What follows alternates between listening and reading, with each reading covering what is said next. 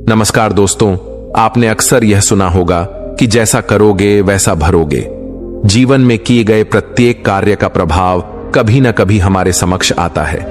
हम सोचते हैं कि कोई हमें देख नहीं रहा, परंतु एक अदृश्य शक्ति हमारे हर कर्म की लेखा जोखा रखती है। आज की कहानी भी इसी सत्य को उजागर करती है। एक गांव में नारायण नाम का एक ईमानदार और मेहनती किसान रहता था। उसका परिवार छोटा था, बस वह और उसकी धर्मपत्नी गौरी दोनों मिलकर जीवन यापन करते थे। एक दिन उन्होंने अपने खेतों का अनाज पास के बड़े नगर में बेचने का निर्णय लिया। सुबह सवेरे दोनों बैलगाड़ी पर अनाज लेकर नगर के लिए रवाना हुए। नगर में अनाज अच्छे दामों पर बिक गया। नारायण और गौरी खुशी खुशी घर लौटने लगे। रास्ते में उन्हें एक सुनसान जंगल से गुजरना पड़ा, जहां कुछ लुटेरों ने उनका रास्ता रोका और उनसे सारा धन लूट लिया। अब उनके पास कुछ भी नहीं बचा था। निराश और डरे हुए दोनों जंगल में बैठकर रोने लगे। नारायण को चिंता खाए जा रही थी कि अब वह गांव लौटकर क्या करेगा। उसी समय उसकी नजर दूर एक कुटिया पर पड़ी। वहां गुरु वशिष्ठ का आश्रम था। वह गौरी को लेकर वहां गया। गुरु वशिष्ठ अपने शिष्यों को उपदेश दे रहे थे।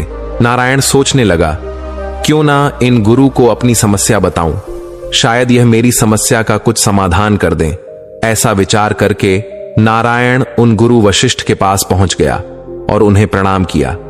फिर बहुत ही विनम्र स्वर में उसने अपनी समस्या गुरु वशिष्ठ को बताई और कहने लगा, गुरुदेव, यदि किसी तरह आप मेरी पत्नी को किसी सेठ के पास गिरवी रखवाकर मुझे कुछ पैसे दिलवा दें तो आपकी बड़ी कृपा होगी। जब गुरु वशिष्ठ ने नारायण की बात सुनी तो गुरु वशिष्ठ को नारायण और उसकी पत्नी पर दया आ गई। गुरु वशिष्ठ ने अपने परिचित सेठ मोतीलाल के बारे में बताया और उस नारायण को उसके पास भेज दिया। नारायण अपनी पत्नी को लेकर उस सेठ मोतीलाल के पास पहुंच गया और उस सेठ मोतीलाल से हाथ जोड़कर कहने लगा, सेठ जी, मुझे कुछ पैसों की आवश्यकता है मेरे पास गिरवी रखने के लिए। और तो कुछ नहीं है, बस मेरी पत्नी है। आप मेरी पत्नी को गिरवी रखकर मुझे कुछ पैसे दे दीजिए। मैं उन पैसों से कोई व्यापार करके जल्दी ही आपकी रकम ब्याज सहित वापस कर दूंगा और अपनी पत्नी को आपसे छुड़ा लूंगा। तब तक मेरी पत्नी आपके दिए हुए पैसों में आपके पास गिरवी रहेगी।